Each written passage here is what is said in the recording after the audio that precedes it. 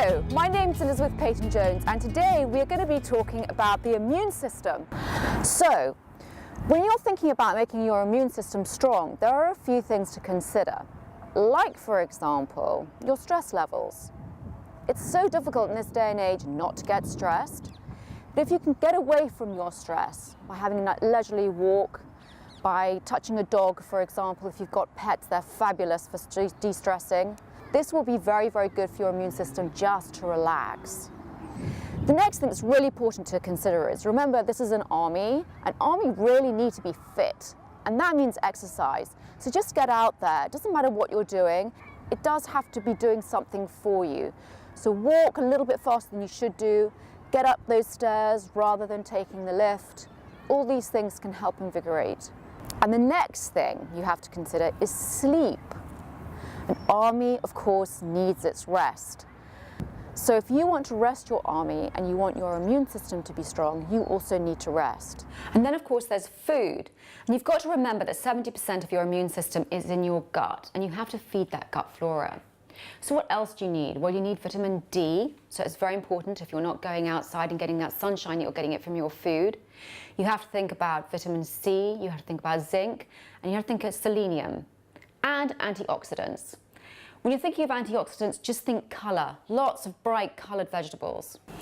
So I'm going to show you how really easy this can be. And here are the ingredients for an immune boosting soup.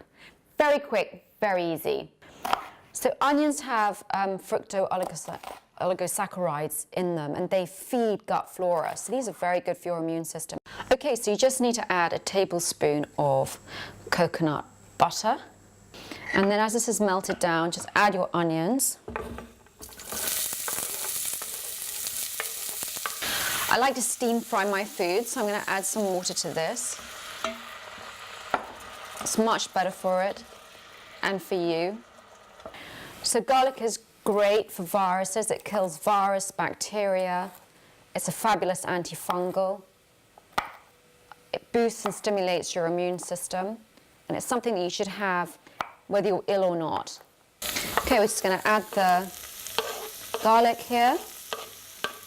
Thyme is fantastically antiseptic, and for this tiny little herb that's hardly ever used. In fact, the active ingredient thymol is used in Listerine and things like that. I'm going to chop these mushrooms up. They don't have to be chopped finely, because as I said, this is all going to be in your Magimix before you know it. I'm just going to keep a handful to one side. See that lovely colour. And the red in the onion is your antioxidants. So this is homemade vegetable stock. And pour it in here and you can hear it bubbling. So this is low in sodium.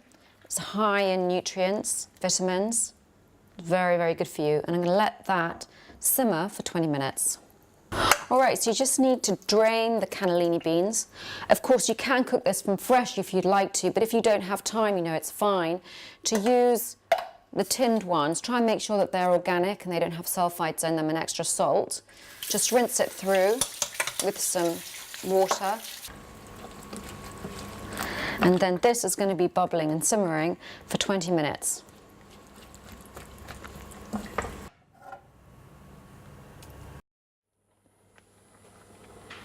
So I'm just going to add some coconut butter to the saucepan. So we're going to add our mushrooms in here, and we're just going to give it a good steam fry. Add a bit of water so it steams up. Woo!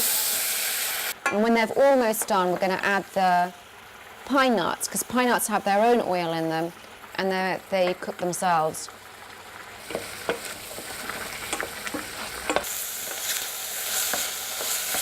And this is going to be your topping for the soup.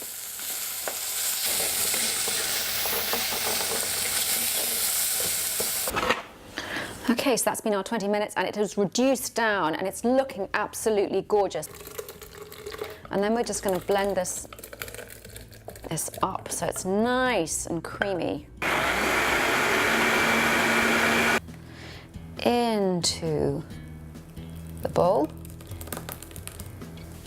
Sprinkle on top some of the pine nuts and mushrooms that were left over. Some of these thyme leaves. Just putting them on the top because we like green.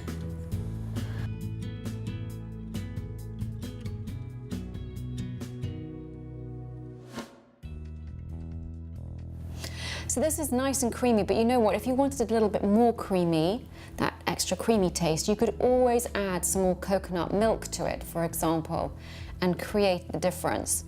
Anyway, I'm going to give it a taste. Let's have a go.